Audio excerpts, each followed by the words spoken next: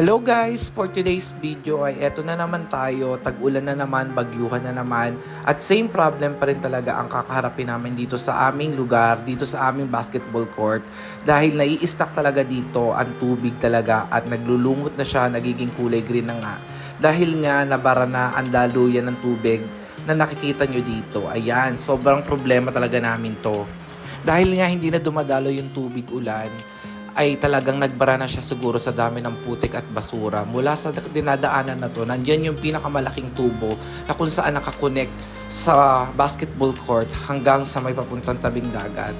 So ang problema dito, nandito yung bara na hindi naman talaga natin siya makukuha yung bara dito at hindi natin matatanggal kahit anong gawin nating sundot. So kung makikita nyo, papunta na tayo sa pinaka basketball court na kung saan daan ay i-stack talaga yung main problem, yung mga tubig hanggang matagal na ilang araw na siyang nai-stack at nagiging kulay lumot na siya, nagiging kulay matcha na ang tubig natin. So dahil dyan ay napagkasundoan ng aming mga sisipag na kabataan na linisin ulit ang aming court at ang mga nakabara dito at maglinis ng basura para na matuloy-tuloy ang daloy ng tubig. So ayan, nakikita nyo, ito talaga yung problema namin na hindi namin alam kung paano namin susolusyonan.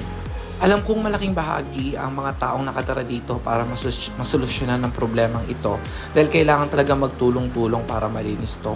Pero kailangan din namin ng tulong ng mga taong nakaupo sa ating pamahalaan, sa aming barangay o yung sa susunod na uupo upang maaksyonan at matugunan ang tamang problema at tamang solusyon sa problemang ito. Dahil kahit naman sino, kung araw-araw uulan at laging may istak ang tubig, kahit anong sipag mo ay mapapagod at mapapagod ka rin sa paglilinis. Pero salamat pa rin sa mga kabataan sa pangunguna ni Ronron Atiga, ni John Paul Tolentino at ng iba pang Dover Cards na talagang matyagang naglilinis lagi ng ating kanal para maging masaayos ang ating baha. At syempre, thank you so much din sa mga kapitbahay ko dito na masipag din laging maglinis, especially sa pamilya nila Kuya Tutong Romero at yung kanyang mga anak na matyaga talaga laging ang nagbubungkal ng lupa o ng buhangin para matanggal yung bara, para dumalo yung tubig. Dahil talagang marami talagang mga tao ang sadyang naapektuhan dahil ng baha. At bukod pa dyan, maaaring magsanti pa to ng mga sakit, lalong-lalo na sa mga bata.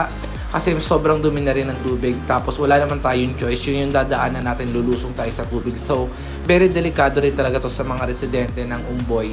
Kaya maraming salamat po sa lahat ng mga tumutulong maglinis. At sana naman sa susunod na uupo sa ating pamalaang barangay ng Labak ay matugunan niyo rin po ang problema namin dito sa Umboy, na kung saan talagang halos lagi namin problema sa tuwi-tuwi ng uulan. Wala mang bagyo, konting ulan, ay istak pa rin talaga ang tubig sa basketball court na kung saan ito ay basketball court na dapat ay mapaglalaruan ng mga kabataan, mapaglilibangan.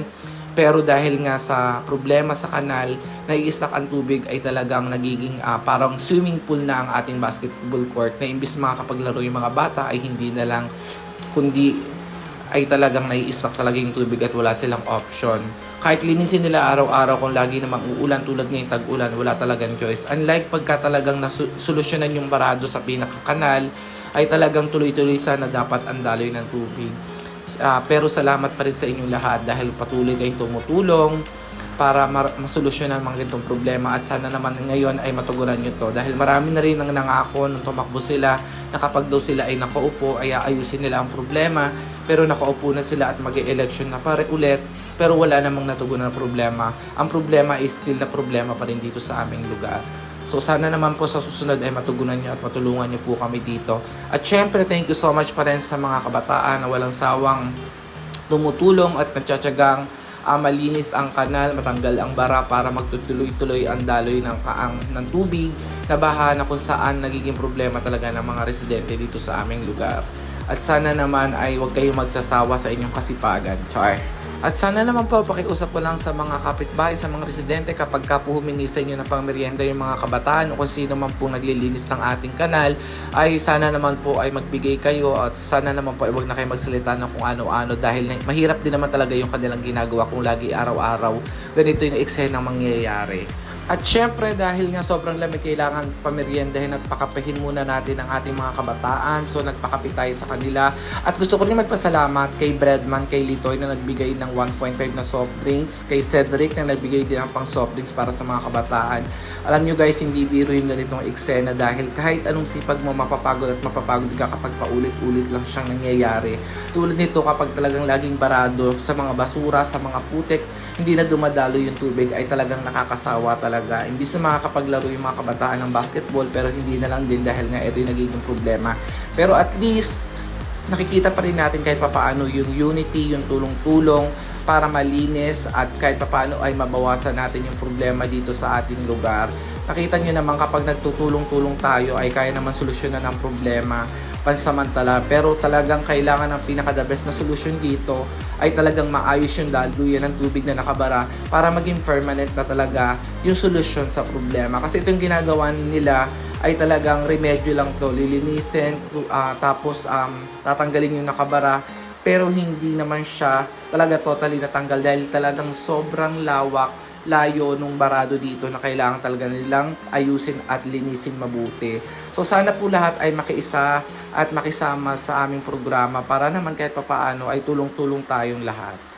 At nananawagan po kami sa susunod na uupo na pamahalaang opisyal ng Barangay Labak. Sana naman po ay matulungan at magawan nyo ng paraan ang problema namin dito sa Umboy. Kayo po ay hinahamon namin na sana ay magawan nyo to ng aksyon at magawan nyo ng resolusyon ang problema ng inyong nasasakupan. Sana naman po ay may magawa kayo. Salamat po.